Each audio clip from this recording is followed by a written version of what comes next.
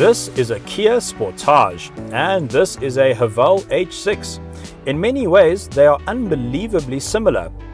They're about the same size, they both have 2-litre petrol engines, they both have automatic gearboxes, leather seats, touchscreen infotainment systems, shiny alloy wheels and mirrors that fold in when you lock the car. But in one important way, these cars are very different. Right now, in South Africa, these two cars are separated by 70,000 Rand. And as you might expect, the Haval is cheaper. Now I know it's Chinese, and Chinese cars tend to be cheaper than just about everything else on the market. But to be honest, I'm battling to work out why there's such a massive price difference between these two cars. The engine in the Haval is much more modern than that in the Kia. While they're both the same size, the Haval's is turbocharged, and that means you get 21% more power and a whopping 61% more torque than you do in the Sportage. And when you drive them back to back, the Kia feels quite gutless in comparison. Something you also notice when you drive them back to back is the difference in ride quality. The Haval feels quite firm, a little bit maybe sportier in its setup, whereas the Kia is a bit softer and quite a bit more comfortable. It's also a bit more quiet in the Kia. The Haval's engine has a strange sound to it. It sounds a bit like a hairdryer, but not one of those powerful, expensive hairdryers you get. It sounds like one of those cheap ones you find in a hotel room. You know, the one where your girlfriend says, "How the hell do they expect me to dry my hair with this thing?"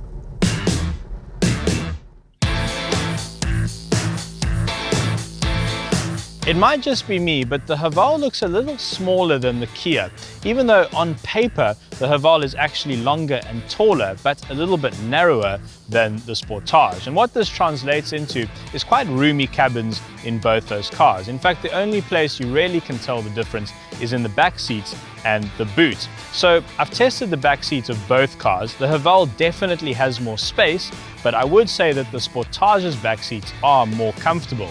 And then to the all-important topic of boot space, the Kia's boot is definitely larger. It's much deeper and a bit wider than the Haval, so it will swallow more of your things. And it's quite interesting because the Kia has a full-size spare with an alloy, and the Haval only has a space saver. Sometimes car interiors just look better in the dark, so we popped into an underground parking lot to take a look. Recently, we reviewed the exact same model of the Kia Sportage, and you can watch Juliet's video of that car by clicking the link, which should be somewhere above my head right now. And remember that the easiest way to compare these two cars is to use our compare tool, which also should have a link floating above my head right about now. I've been through the spec sheets of both these cars, and suffice it to say that they are very, very highly spec'd. They match each other in terms of park distance control and rear view cameras, dual zone climate control. It's all very, very similar. However, the Haval does add a couple of nice touches. There's a tire pressure monitoring system, and then there is this massive panoramic sunroof.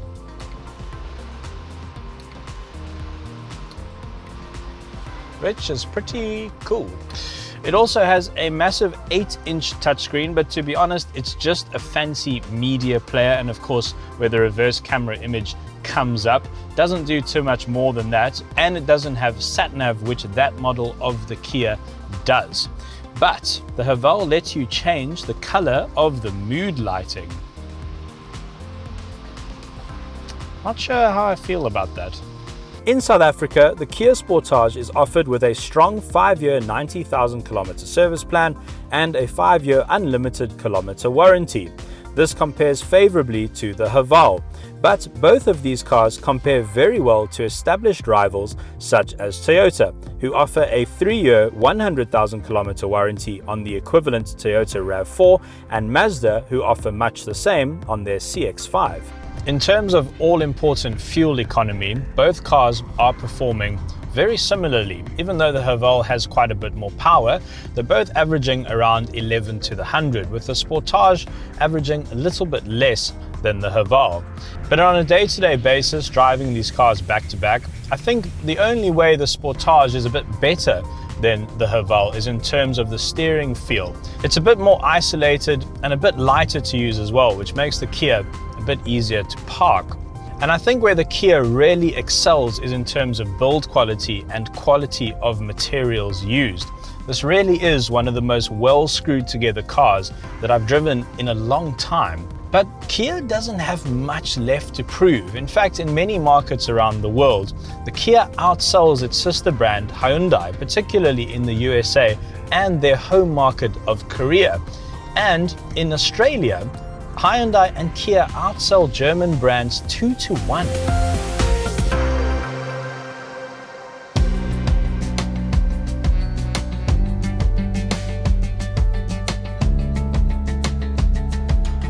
Please excuse me wearing my sunglasses. It is incredibly bright out here.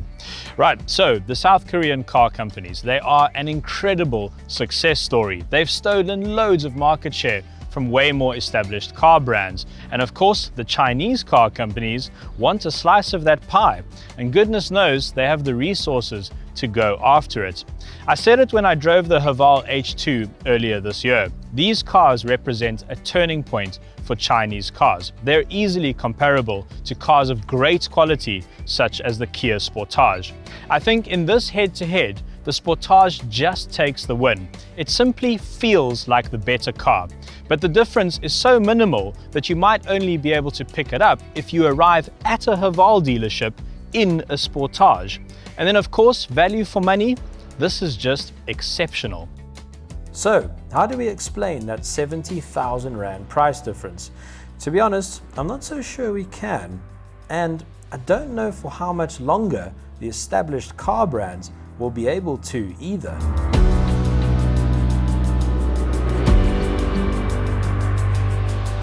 Let us know what you think in the comments below. We'd love for you to join our community by subscribing to our YouTube channel.